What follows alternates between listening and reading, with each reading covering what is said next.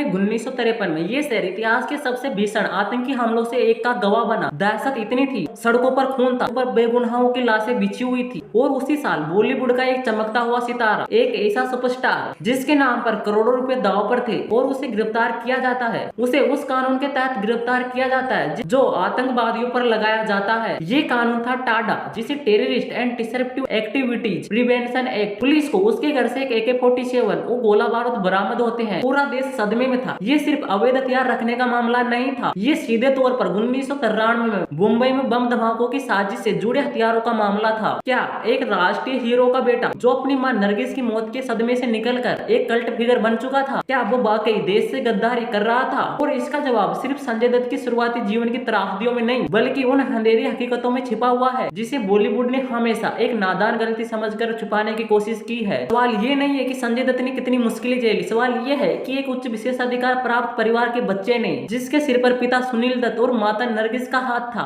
क्यों वो बार बार खुद को विनाश की ओर धकेल रहा था। राजकुमार हिरानी ने शायद संजय दत्त के दोस्त होने की वजह से उसकी एक PR मूवी बनाई जिसमें उन्हें दुनिया का सबसे बेचारा दिखाया गया, लेकिन ये कहानी सहानुभूति वाली नहीं होगी, ये आलोचनात्मक होगी। तथ्यों की जड़ में जाकर देखेंगे कि त्रासदी के बीज कब और कहां से बोए गए। संजय दत्त का जन्म 29 जुलाई 1959 को होता है। ये एक ऐसा परिवार था जो अपने आप में विरोधाभास था। उनके पिता सुनील दत्त, जिनका असली नाम था बलराज दत्त। सुनील दत्त एक अभिनेता और एक राजनेता भी थे। संजय दत्त की माता का नाम था नरगिस, जिसका असली नाम फतिमा राशिद था, एक मुस्लिम परिवार से आती थी। ये एक ऐसा बहुसांस्कृतिक बहुधार्मिक परिवेश था जहाँ बॉलीवुड का ग्लैमर, राजनीतिक रसूख और सामाजिक आदर्शवाद एक साथ मौजूद थे। और यही सब चीजें संजय दत्त के लिए बाद में हानिकारक साबित हुई। इसका पहला बड़ा संकेत तब मिला जब सुनील दत्त ने अपनी फिल्म मुझे जीने दो शूटिंग के लिए मध्य प्रदेश की चंबल घाटी में गए और उस दिन सुनील दत्त अपने बेटे संजय दत्त को भी मूवी के सेट पर लाए थे। और तभी वहां पर एक रूपा नाम का कुख्यात डाकू आता है और रूपा ने संजय दत्त को अपनी गोद में बिठा ली और वो सुनील दत्त से पूछते हैं, अगर हम इस बच्चे को किडनैप कर ले तो तुम कितने पैसे दे पाओगे? सुनील दत्त वहां पर दिमाग से काम लेते हैं, हंसते हुए वो कहते हैं, इतने पैसे मैं नहीं दे पाऊंगा जितने मैंने इस फिल्म में लगाए हैं, और अपने बच्चे को वहां से सुरक्षित निकाल लेते हैं। रूपा डकैत के कारण उस दिन की फिल्म की शूटिंग रुक गई और सुनील दत्त ने अपने बेटे की सुरक्षा के लिए अपनी पत्नी नरगिस के साथ उसे बॉम्बे वापस भेज दिया। ये घटना संजय के जीवन की एक विडंबना को दर्शाती है। उसका सामना बचपन में एक चंबल के कुख्यात डाकू से होता है और जिन पर आतंकवादियों की मदद करने का आरोप लगता है। बचपन में ही संजय दत्त को खिलौने वाली बंदूकों से खेलने का शौक था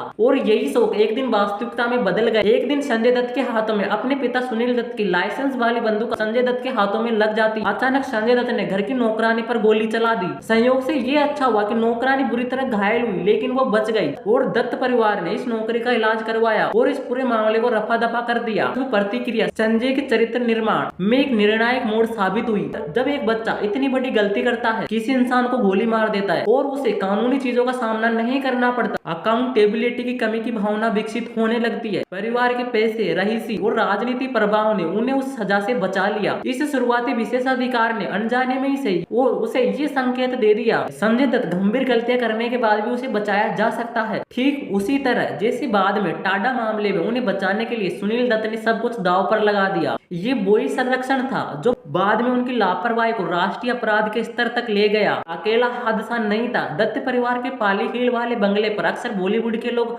आया जाया करते थे। वहाँ पर सुनील दत्त भी स्मोकिंग करते थे और सिगरेट के टुकड़े बगीचे में फेंक देते थे और 10 साल के संजय दत्त ने इन फेंकी हुई सिगरेटों से धूम्रपान की लत लगा ली थी। एक दिन सुनील दत्त देखते हैं कि बगीचे से धुआं आ रहा है। वो देखते हैं कि संजय दत्त जमीन पर लेटकर सिगरेट पी रहे थे। ये घटना सिर्फ एक बुरी आदत नहीं थी, बल्कि ये घटना ये स्पष्ट करती है कि नशे के बीज घर के भीतर ही थे। पिता के व्यवहार की नकल करते हुए संजय दत्त की हरकतों को देखकर सुनील दत्त परेशान रहने लगे। इसलिए सुनील दत्त ने संजय का एडमिशन हिमाचल प्रदेश के सनावर में मौजूद लॉरेंस स्कूल में करा दिया ताकि वहां पर जाकर उसमें सुधार आ सके। माना जाता है कि ये सलाह किसी और ने नहीं बल्कि दत्त परिवार के करीबी रही प्रधानमंत्री इंदिरा गांधी ने दी थी। ये सब चीजें बताती है कि संजय को सुधारने के प्रयास राजनीतिक लोगों के दायरे में किए गए थे। स्कूल में सुधार की उम्मीद के विपरीत संजय के लिए शराब और सिगरेट रोज का हो गया। स्कूल के दिनों में भी वो अपनी लत को छिपा नहीं पाया। संजय स्कूल से भागकर कसोले के पास जबली गांव जाते और वहां से देसी ठर्रा की शराब खरीद कर ले आते थे। संजय को हफ्ते में 2 रुपए मिलते थे और वो पैसे भी पूरी तरह शराब में खर्च देते थे और संजय जल्दी स्कूल में बिगड़ेल बच्चे के तौर पर देखा जाने लगा और टीचर्स के लिए भी वो एक बड़ा सिर दर्द बन गया। एक दिन टीचर ने संजय को इतना पीटा कि संजय को गेंगन की बीमारी हो गई और उन्हें एक दिल्ली के अस्पताल में भर्ती कराना पड़ा। ये स्कूल का अनुभव जो सुधार के लिए शुरू हुआ था, शारीरिक बीमारी और लत की गहराई को दर्शाता है। साल 1977 में 18 साल की उम्र में संजय लॉरेंस स्कूल से पास आउट हो जाते हैं और एल्फिनस्टोन कॉलेज में एडमिशन ले लेते हैं। लेकिन संजय का पढ़ाई में कोई भी मन नहीं लग रहा था। अपना ज्यादातर समय ओबराय होटल के नाइट क्लब और मूवी देखने में बिताते थे और कॉलेज के समय से संजय दत्त ने ड्रग लेना शुरू कर दिया और उस समय मुंबई में ड्रग्स लेना एक फैशन बन चुका था। ज्यादातर लोगों को इसके भयानक साइड इफेक्ट्स के बारे में बिल्कुल पता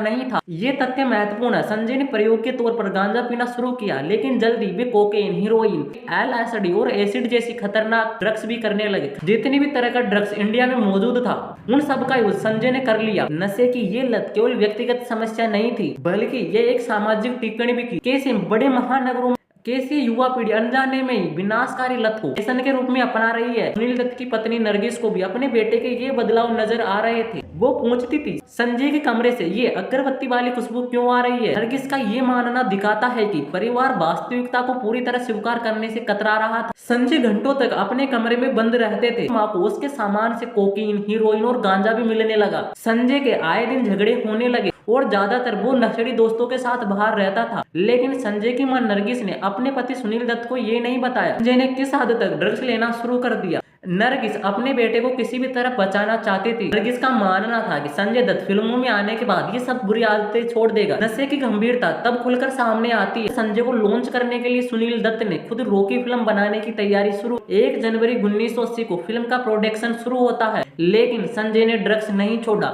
एक दिन संजय ने LSD नाम का नशा किया हुआ और तभी सुनील दत्त ने संजय को ऑफिस बुला लिया। LSD नशे के भयानक मतिभ्रम में संजय को लगा कि उनके पिता मोमबत्ती की तरह पिघल रहे हैं। संजय दत्त अपने पिता को बचाने के लिए उन पर कूद पड़े। सुनील दत्त समझ नहीं पाए बेटे को क्या हो गया है। उन्होंने अपने नौकरों से कहा, इसे लेकर जाओ, ये पागल हो गया। ये घटना पिता और पुत्र के बीच भावनात्मक और वैचारिक तनाव का पहला सार्वजनिक हिंसक प्रदर्शन था। फिल्म रॉकी की शूटिंग के दौरान संजय को अपनी को स्टार टीना मुनीम से अफेयर शुरू हो गया, जिससे संजय की मां नरगिस खुश नहीं थी। और इन्हीं दिनों संजय की मां वेंकिटिया कैंसर का पता चला। उन्हें तुरंत न्यूयॉर्क के कैंसर सेंटर में ले जाया गया। एक ऑपरेशन के बाद नरगिस की हालत इतनी बिगड़ गई कि वो कोमा में चली गई। डॉक्टरों ने उम्मीद छोड़ दी। इस मुश्किल के दौर में भी संजय दत्त अपनी लत नहीं छोड़ पाए। उन्होंने हीरोइन को अपने जूतों में छिपाया और अमेरिका ले गए। ये सब चीजें ये दिखाती है कि नशीली पदार्थों की लत ने संजय की मानवता और कर्तव्य की भावना को पूरी तरह कुचल दिया। एक तरफ संजय की माँ जो जीवन और मौत के बीच सफर कर रही है और दूसरी तरफ बेटा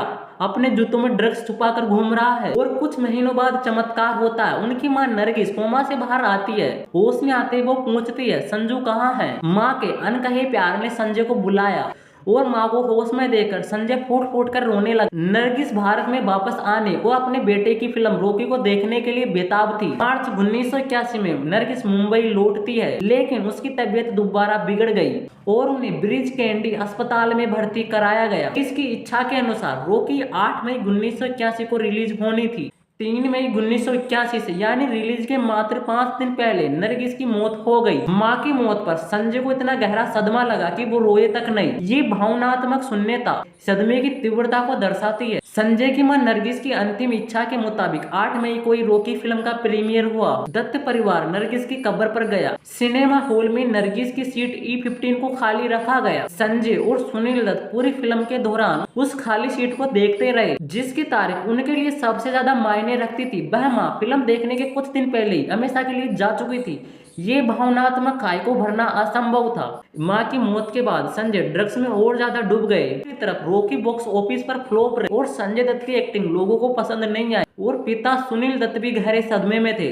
हालांकि 1982 और 83 में संजय दत्त की 2 फिल्में विधाता और मैं आवारा हूँ ये फिल्में हिट रही। खासकर विधाता 1982 में सबसे बड़ी हिट बनी। इतनी सफलता के बावजूद भी संजय के सेट पर नशे में होने और बेहोश होने की खबरें आम थी। ये समस्या इतनी बढ़ गई कि खुद सुनील दत्त ने अपनी तरफ से प्रोड्यूसर्स को बेटे की हालत के बारे में बताना शुरू कर दिया और जिससे बाप और बेटे के रिश्ते में तनाव पैदा हो गया। सुनील दत्त ने अपने बेटे संजय के इलाज की कोशिशें शुरू। मुंबई के क्लिनिक में संजय को इलेक्ट्रोड थेरेपी दी गई गई जो दर्दनाक तो थी, लेकिन उसका कोई फायदा नहीं हुआ। बरीज कैंडी अस्पताल में भी इलाज चला जहाँ संजय की मति भ्रम हो रही थी। इस नशे ने संजय की इतनी मति भ्रम कर दी कि एक दिन संजय को उसकी बहन प्रिया की जगह गोरखा नजर आने लगी। गोरखा गोरखा कहकर उसे बुलाने लगा। डर के मारे प्रिया ने गोरखा होने का नाटक किया और पूछा, जी साहब बोलो क्या करने का है। संजय ने जवाब दिया, मेरे लिए चरस लेकर आओ। प्रिया ने कहा, चरस नहीं है, मेरे पास बीड़ी है, क्या आपको बीड़ी चाहिए।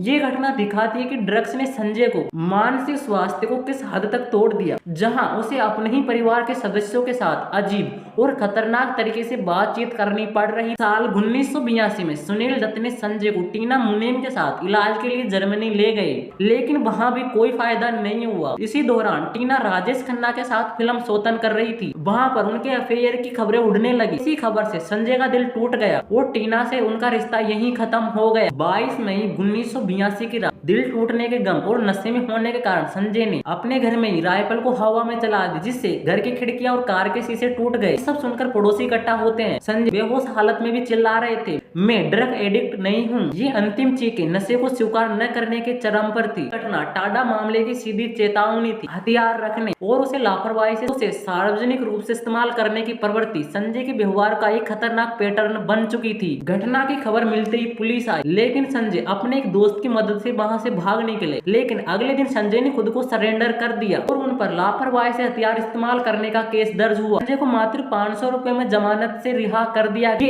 एक खबर फिर परिवार की रईसी को दर्शाता है, इसने एक गंभीर खतरे को छोटी सी गलती बताकर टाल दिया। आखिरकार संजय दत्त उस बिंदु पर पहुंचे जहां संजय ने मौत को करीब से देखा। हीरोइन का नशा करने के बाद लगातार वो 2 दिन तक सोते रहे। 2 दिन बाद संजय दत्त को होश आया। खुद को आईने में देखा, उनकी आंखें सूजी हुई अंदर धसी हुई थी, उसका चेहरा बिगड़ा हुआ था। संजय को लगा कि अब मैं मरने वाला हूँ। अचानक क्षण ने संजय को यह स्वीकार करने के लिए मजबूर कर दिया। अंत में वो अपने पिता के पास जाते हैं और रोते हुए कहते हैं, मुझे मदद चाहिए। यह लत के खिलाफ उसकी पहली जीत थी। स्वीकृति को छोड़कर मदद मांगना। जनवरी 1984 में सुनील दत्त अमेरिका ले गए। मियामी के एक अस्पताल में उनका इलाज शुरू हुआ। डॉक्टरों ने जब संजय दत्त से पूछा कौन कौन से ड्रग्स करते थे, संजय ने कहा, डॉक्टर पूरी तरह हैरान थे। इतने सारे ड्रग्स लेने के बाद भी संजय जिंदा कैसे है। 1 महीने के डिटॉक्स के बाद संजय को लगा कि वे ठीक हो गए हैं, लेकिन डॉक्टरों ने उन्हें लंबे समय के लिए मिसिसिपी के एक हेब सेंटर भेजना चाहते। यहाँ संजय के जीवन का एक महत्वपूर्ण बदलाव हुआ। उसे करीब 30 अन्य मरीजों के साथ रखा गया, जहाँ पर उन्हें बर्तन और कपड़े धोना और खाना बनाना जैसे अपने काम खुद ही करने पड़ते थे। संजय दत्त जो एक सुपरस्टार का बेटा सारा जीवन एक रहीसी में बिताया, अब वो आम आदमी की तरह जीने के लिए मजबूर था। रिहेब सेंटर की अहंकार की दीवारें तोड़ने और सामान्य जीवन जीने का तरीका सिखाने का स्थान बना। उन्हें धीरे धीरे रिहेब सेंटर अच्छा लगने लगा। दोस्त बनाए, खाना बनाना सीख, ड्रग्स के बिना जीवन में आनंद लेना सीख। हालांकि रिहेब सेंटर में रहने के बाद भी अकेलेपन और नशे के लत से लड़ना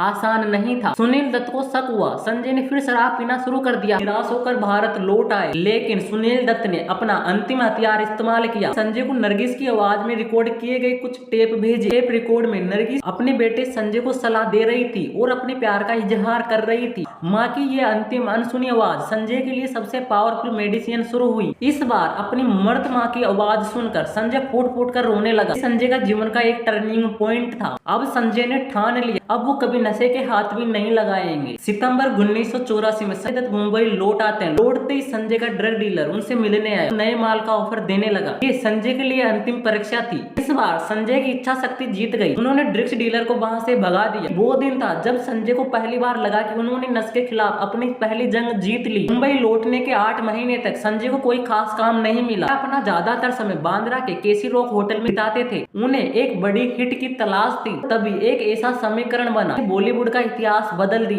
4 ऐसे लोग एक साथ आए जो सक्सेस के लिए भूखे थे। डायरेक्टर महेश भट्ट, जिनकी पिछली कुछ फिल्में फ्लॉप रही। कुमार गौरव, जिनका करियर अच्छा नहीं चल रहा था। स्क्रिप्ट राइटर सलीम खान, जो जावेद अख्तर से अलग होने के बाद खुद को साबित करना चाहते थे। और संजय दत्त, जो एक यादगार वापसी के इंतजार में थे। कुमार गौरव ने इस फिल्म का प्रोड्यूस करने का फैसला किया, जिस फिल्म का नाम रखा गया नाम। कुमार गौरव के पिता राजेंद्र कुमार खुश नहीं थे, क्योंकि फिल्म में संजय का किरदार विक्की, जो मर जाता है, पर ज्यादा दमदार था। लेकिन कुमार गौरव ने अपनी दोस्ती निभाई और फिल्म बनाने पर अड़े रहे। फिल्म में कुमार गौरव ने जिम्मेदारी भाई रवि का किरदार निभाया। संजय ने एक भटके हुए भाई विक्की का किरदार निभाया जो दुबई जाकर ड्रग्स के धंधे में फंस जाता है। विक्की का किरदार काफी हद तक संजय की असली जिंदगी से मिलता जुलता था। ये आर्ट्स मीम लाइफ का परफेक्ट उदाहरण था। फिल्म का म्यूजिक रिलीज होने से पहले हिट हो गया, खासकर पंकज उदास की गजल चिट्ठी आई है। 12 सितंबर 1986 फिल्म नाम रिलीज हुई। फिल्म सुपरहिट भी हुई और लोगों ने संजय दत्त को दत्त परिवार का एक बेहतरीन अभिनेता और एक नया स्टार माना।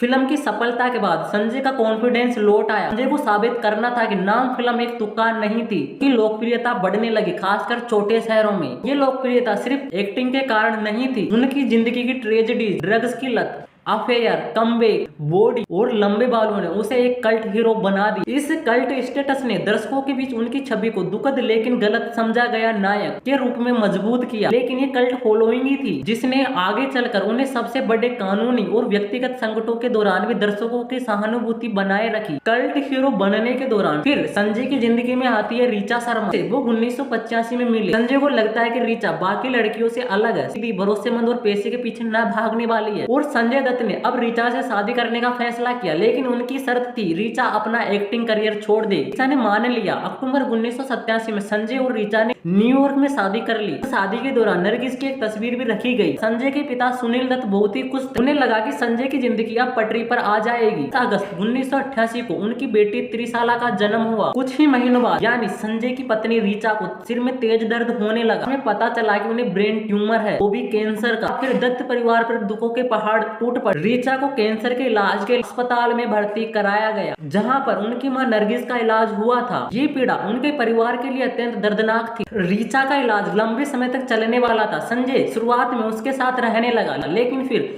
शूटिंग के लिए मुंबई लौट आए। वे बीच बीच में न्यूयॉर्क जाते रहे, जबकि उनकी बहन प्रिया ने ऋचा की देखभाल की। इसी दूरी का असर उनके रिश्ते पर पड़ने लगा। ऋचा की बीमारी के दौरान संजय का करियर अस्थिर रहा। 1988 में उनकी कई फिल्में आई, लेकिन कब्जा को छोड़कर उनकी कोई फिल्म खास कमाल नहीं कर पाई। 1989 में सलमान, शाहरुख, आमिर खान जैसे नए सितारे सामने आ रहे थे और संजय दत्त पिछड़ते जा रहे थे। इस कारण संजय खुद को इनसिक्योर फील कर रहे थे। ऋचा की बीमारी और दूरी के कारण संजय फिर से शराब और पार्टियों में डूबने लगे। उनका नाम अब अमृता सिंह, एकता और अनु अग्रवाल जैसी अभिनेत्रियों के साथ जुड़ने लगा। इसी समय संजय के उनकी को स्टार माधुरी दीक्षित के साथ अफेयर के स्ट्रॉन्ग रूमर सामने आने लगे। साजन एक लव ट्रायंगल फिल्म थी, जिसमें संजय ने एक अपाहिज कवि का किरदार निभाया। ये फिल्म सुपरहिट रही, जो संजय के किरदार का एक टर्निंग पॉइंट था। साजन और महेश भट्ट की सड़क की सक्सेस ने संजय को फिर टॉप पर पहुंचा दिया। करियर की इस ऊंचाई पर उनकी व्यक्तिगत अस्थिरता चरम पर थी। साहिबान फिल्म के डायरेक्टर रमेश तलवार के मुताबिक संजय सेट पर माधुरी के पीछे घूमते रहते। सब खबरें न्यूयॉर्क में ऋचा शर्मा तक पहुंच रही थी।